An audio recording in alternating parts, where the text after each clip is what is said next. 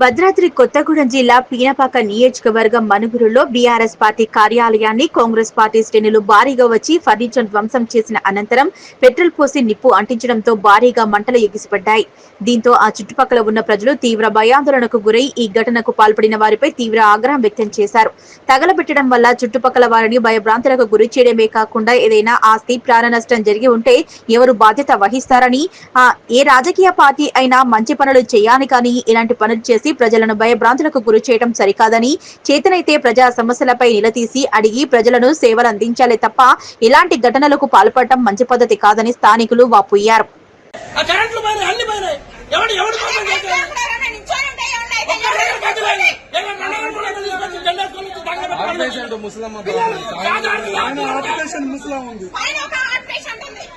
పిల్లలు అందరు ముసలి వాళ్ళు వీళ్ళు ఉన్నారు. ఏదైనా పని చేస్తే నలుగురికి ఉపయోగపడదు కానీ మెదడు లేకుండా పని చేయద్దు. ఎవరైనా సరే, అది ఏ పార్టీ వాడైనా సరే చేసేది ప్రజల కోసం. ప్రజల కోసం చేసేది ఇదే పద్ధతి. యాక్సిడెంట్ వస్తారు, దాన్ని చూడమను ముందు రోడ్డు బాగా చేస్తామని చెప్పు. ఇదే పార్టీని అత్యంత కాదు, యాక్సిడెంట్ వస్తారు జనాలు. రోజుకి ఎంతమంది వస్తారు. మాట్లాడాలి పిల్లలకి వీళ్ళ పరిస్థితి ఏంటి? అవి చేతడం ఏదంటే సెంటర్ లో చేసుకోవాలా? చట్టం ఉంది, చట్టం ప్రకారం చేసుకోవాల్సింది మీరు. కానీ అనవసరంగా సెంటర్ లో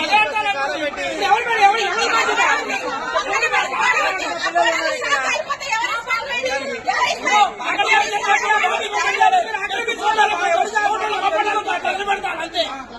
పిల్లలు మరి పక్కన ఇల్లు ఉన్నాయి, పక్కన పడతారు. ఏమరికి ఏం కానీ పరిస్థితి తెలవదు మనకి. అదే కరెంట్ పైన తెగినాయి. అదే కరెంట్ ఆఫ్ ఉండదు, ఆన్ లో ఉంటది.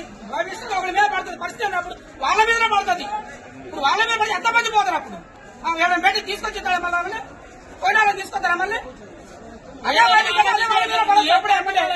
ప్రజలకు ఉపయోగపడేది. మీ స్వార్థం కోసం మీరు మాత్రం చేయొద్దు.